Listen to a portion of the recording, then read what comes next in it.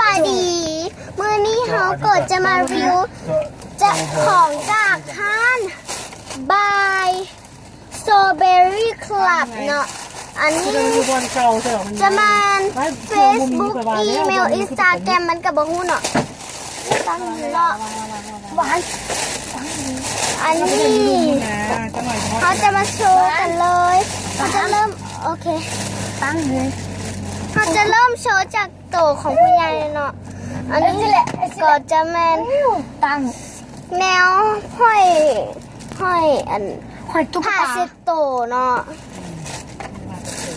นี่อันนี้ก็จะเป็น3,000คือกัน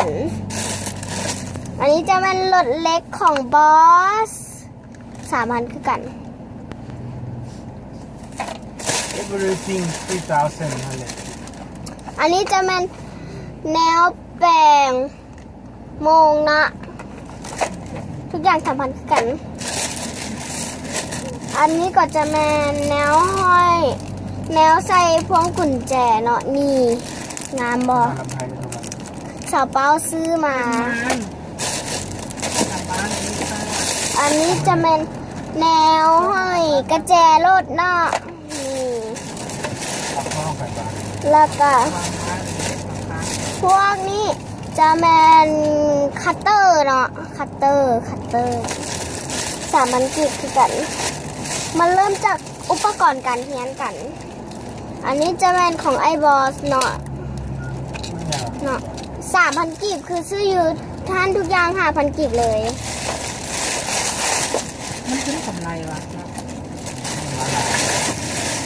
อันนี้ก็จะแมนเซตของบอสกับแบงค์เนาะมี2อัน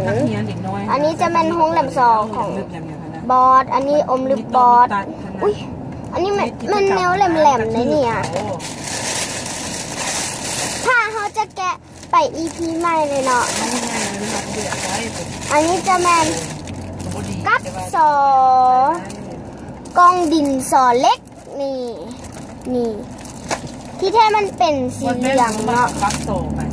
สีเหลืองเนาะสีเหลืองเนาะที่แท้มันจะเป็นสีเหลืองเนาะแต่อยู่ในกล้องจะเป็นสีเขียวเนาะนี่เป็นสีเหลืองงามเพราะว่ามันถูกแสงแดดเนาะอันนี้ก็จะเป็นของแบงค์หรือบอสนี่แหละกระบอกอันนี้ของแบงค์เนาะนี่ตัวนี้จะเป็นรูปภาพเสือเขาจะเห็นเป็นสีฟ้าคือเก่าเนาะแล้วก็ตัวนี้ก็จะเป็นแนวใส่ถุงอันนี้ก็คือคล้ายๆถุงตีนนั่นแหละแต่ว่าใส่ตีนเนาะอันนี้ก็จะแมนป่าโลมาซื้อให้ไอบอสเนาะนี่อันแพ็กเกจมันสิเป็นจังซี่เลยเนาะเป็นกล่องเนาะอันนี้จะเป็นตัวมันหน้ามันอยู่นี่เนาะนี่บางคนก็จะบ่เห็นเนาะนี่หน้ามันแพ็กเกจมันจะเป็นถุงล็อกเนาะอันนี้จะเป็นสกูชี่เนาะ